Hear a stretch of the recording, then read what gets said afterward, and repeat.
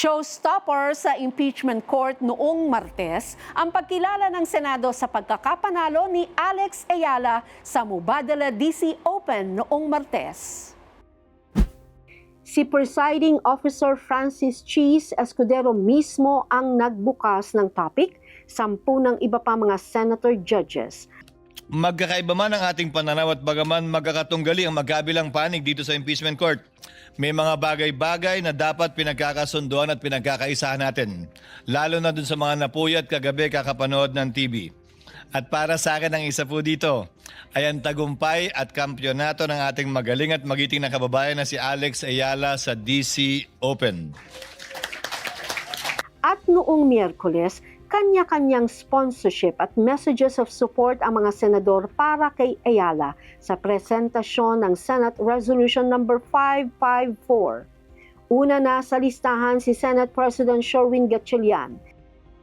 Alex has shown us that the Filipina can stand among giants and prevail. Her journey also reminds us that excellence is not a single brilliant act. It is built one game, one set, and one hard-fought match at a time. Inspirasyon namang itinuturing ni Senator Pia Cayetano at Senator Risa Ontiveros ang pagkakapanalo ni Ayala. Her achievement is especially meaningful to young Filipinos, particularly young girls, who now have a powerful reminder that excellence knows no boundaries. Through hard work, resilience, and belief in oneself, dreams that once seemed impossible can become a reality.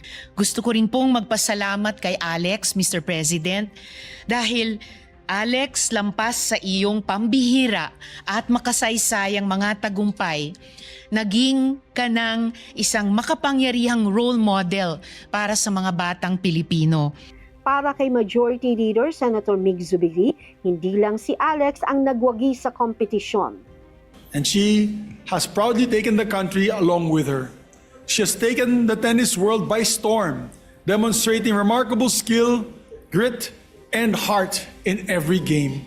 Kahit gaano kagaling ang kalaban, walang makakapantay sa puso ni Alex.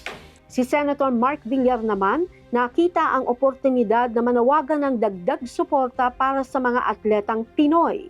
I implore our dear colleagues to extend an equal, if not more, support to our other Filipino athletes who are all carving their own paths in their respective fields and proudly showcasing the Filipino spirit. Dalangin naman ni Senator Joel na patuloy na makapagbigay ng inspirasyon si Ayala sa maraming Pilipino at tularan ang disiplinang kanyang ipinamalas. Hindi po ito nagkataon lamang.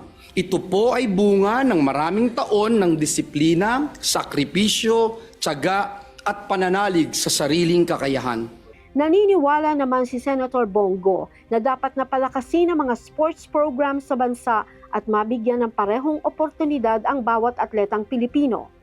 As chairperson of the Senate Committee on Sports, I firmly believe that Alex's historic victory should inspire us to further strengthen grassroots sports programs and ensure that every talented Filipino athlete is given the opportunity to succeed.